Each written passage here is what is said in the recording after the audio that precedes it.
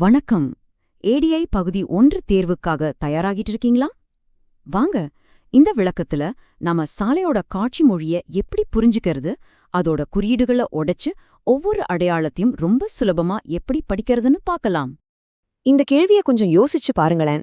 ஏன்னா இந்த விளக்கம் சாலையோட மொழிய புரிஞ்சுக்க உதவுற ஒரு டீகோடர் ரிங் மாதிரி இருக்க போகுது. நாம இங்க விதிகளை மனப்பாடம் செய்ய போறதில்ல, அந்த மொழியையே கத்துக்க போறோம். இதுதாங்க விஷயமே.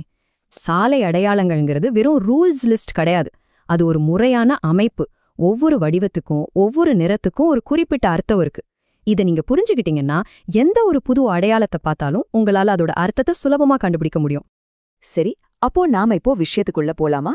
இந்த மொழிய பேச கத்துக்கிறதுக்கான முதல் படி அதோட 3 அடிப்படை வடிவங்களை புரிஞ்சுக்கிறது தான். இந்த வடிவங்கள் தான் இந்த முழு குறியீடோட அடித்தளமே. ஒருவேளை நீங்க ஒரு முக்கோண வடிவ சைன் போர்டை பார்த்தீங்கன்னா, ரோடு உங்ககிட்ட பேச முயற்சி பண்ணுதுன்னு அர்த்தம். கொஞ்சம் உஷாரா இருங்க, முன்னாடி ஏதோ மாற்றம் வரப்போகுது அப்படின்னு சொல்றது. வரப்போற ஒரு ஆபத்துக்கு நீங்க தயாரா இருக்கணும்னு அது உங்களுக்கு வார்னிங் கொடுக்குது. வட்ட வடிவ அடையாளங்கள் ரொம்ப ரொம்ப முக்கியம். இது வெறும் சஜஷன் கிடையாது, இது ஒரு ஆர்டர். நீங்க என்ன செய்யணும் அல்லது என்ன செய்யவே கூடாதுன்னு இது ரொம்ப தெளிவா சொல்லும். இந்த கட்டளைகளுக்கு சட்டப்படி மதிப்பு இருக்கு, மீறினா நிச்சயம் ஃபைன் உண்டு. செவ்வக வடிவ அடையாளங்களா? அதை உங்க பயணத்துல கூட வர ஒரு நல்ல நண்பன் மாதிரி நினைச்சுக்கோங்க. அது உங்களுக்கு வழிகாட்டும், நீங்க எங்க இருக்கீங்க, எங்க போகணும், எப்படி போகணும்னு தேவையான எல்லா தகவல்களையும் கொடுக்கும். இப்போ இந்த வட்ட வடிவ அடையாளங்களுக்குள்ளேயே ஒரு சின்ன ட்விஸ்ட் இருக்கு. சிவப்பு வளையம் இருந்துச்சுன்னா அது ஒரு தடை, அதாவது இத செய்யாதீங்கன்னு அர்த்தம்.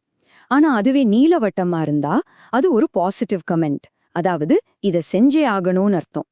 இங்க பாருங்க, இந்த 2 படமும் அந்த சிவப்பு நீல வித்தியாசத்தை ரொம்ப அழகா காட்டுது. இடது பக்கம் இருக்கிற சிவப்பு வளைய அடையாளம் எதிரில வர்றவங்களுக்கு வழிவிடுன்னு கட்டளை போடுது. ஆனா வலது பக்கம் இருக்கிற நீல அடையாளம் உங்களுக்கு தான் முன்னுரிமைன்னு சொல்லுது. பாத்தீங்களா, ஒரே மாதிரியான சூழல்ல நிறம் மாறும்போது அர்த்தம் எப்படி தலைகீழ மாறுதுன்னு. அடையாளங்களோட வடிவங்களை பார்த்துட்டோம். இப்போ அடுத்த கட்டம், அதாவது கோடுகள். சாலையில வரையப்பட்டிருக்கிற கோடுகளுக்குன்னு ஒரு இலக்கணம் இருக்கு. அது என்ன சொல்ல வருதுன்னு புரிஞ்சுக்கிறதோ ரொம்பவே முக்கியம். சாலையில இருக்கிற கோடுகளை ரொம்ப சிம்பிளா 2 வகையா பிரிக்கலாம். ஒன்னு சாலையோட நீல வாக்குல போறது, இது லேன்களை பிரிக்கும். இன்னொன்னு சாலையோட குறுக்க வர்றது, இது நீ எங்க நிறுத்தணும், எங்க வழி விடணும்னு சொல்லும். நீலம் குறுக்கு, இவ்வளவுதான் விஷயம். இப்ப நீங்க பாத்துட்டு இருக்கிற இந்த படம் ஒரு சூப்பரான உதாரணம். இந்த குறுக்கு கோடு என்ன சொல்லுதுன்னா, மெயின் ரோடுக்குள்ள போறதுக்கு முன்னாடி நீங்க கரெக்டா இந்த இடத்துல வண்டியை நிறுத்தி வழிவிடணும்னு தெளிவா சொல்லுது. ரோடோட இலக்கணத்துல இன்னொரு முக்கியமான விஷயம் இருக்கு. அதுதான் இந்த பிரதிபலிக்கும் ஸ்டட்ஸ். குறிப்பா நைட் டைம்ல வண்டி ஓட்டும்போது இதோட அருமை நல்லாவே தெரியும். இந்த நிறங்களை ஞாபகம் வச்சுக்கிறது ரொம்ப ஈஸி. சிவப்புன்னா இடது பக்கம் ஓரம், ஆம்பர்னா சென்டர், வெள்ளைனா லேனை பிரிக்கிறதுக்கு, பச்சைனா மெயின் ரோட்ல இருந்து பிரியற இடத்த காட்டுறதுக்கு. நைட் டிரைவிங்க்கு இது ஒரு லைஃப் சேவர் மாதிரி. இந்த படத்துல பாருங்க, அந்த ரூல்ஸ் எல்லாம் நெஜ ரோட்ல எப்படி இருக்குன்னு.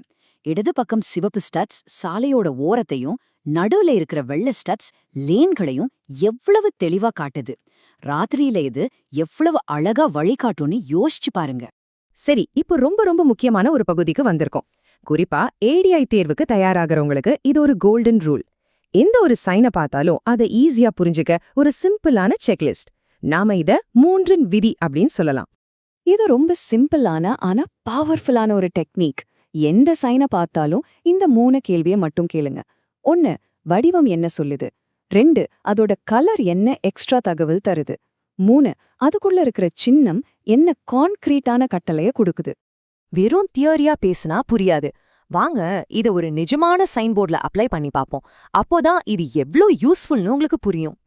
இப்போ நம்மளோட அந்த 3 விதி செக்லிஸ்ட எடுத்து இந்த வழிவிட அடையாளத்துல பயன்படுத்தி பார்க்கலாம். வாங்க, இத டீகோட் பண்ணலாம். இங்க பாருங்க, இது எவ்ளோ அழகா வேலை செய்யுதுன்னு.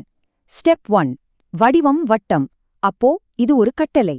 ஸ்டெப் 2, நிறம் சிவப்பு, வளையம், அப்போ இது ஒரு தடை, அதாவது ஒரு நெகட்டிவ் கமெண்ட். ஸ்டெப் 3, உள்ள இருக்கிற சிம்பிள், நம்ம போற வழிய காட்டுற கருப்பு அம்பு எதிர்ல வர சிவப்பு அம்புக்கு வழிவிடுது. சோ ஃபைனல் அர்த்தம் என்ன? நான் எதிரே வரும் வண்டிகளுக்கு கட்டாயமா வழிவிடணும். பாத்தீங்களா, எவ்ளோ சிம்பிள். சரி, நாம இப்போ முடிவுக்கு வந்துட்டோம். ஆனா ஒன்னு ஞாபகம் வச்சுக்கோங்க, இந்த விஷயங்கள்லாம் வெறும் எக்ஸாம் பாஸ் பண்றதுக்கு மட்டும் இல்ல, இது உங்களை ஒரு எக்ஸ்பர்ட் டிரைவராவும் ஒரு சூப்பரான இன்ஸ்ட்ரக்டராவும் மாத்த போற ஒரு கருவி. நீங்க வெறும் எக்ஸாம் பாஸ் பண்றத பத்தி மட்டும் யோசிக்காதீங்க. இந்த அறிவு உங்களோட ஹாசர்ட் பெர்செப்ஷனை, அதாவது அபாயங்களை முன்கூட்டியே உணர்ற திறனை அடுத்த லெவலுக்கு கொண்டு போகும். இது ஒரு நல்ல டிரைவிங் இன்ஸ்ட்ரக்டருக்கு ரொம்ப முக்கியமான ஒரு திறமை. இதுதாங்க இந்த முழு விளக்கத்தோட சாராம்சம். நீங்க வெறும் விதிகளை ஃபாலோ பண்ற ஒருத்தரா இல்லாம, அடுத்த ரோட்ல என்ன நடக்க போகுதுன்னு கணிக்கிற ஒருத்தரா மாறுவீங்க. இதுதான் ஒரு சாதாரண டிரைவருக்கும் ஒரு ப்ரொஃபஷனலுக்கும் உள்ள வித்தியாசம்.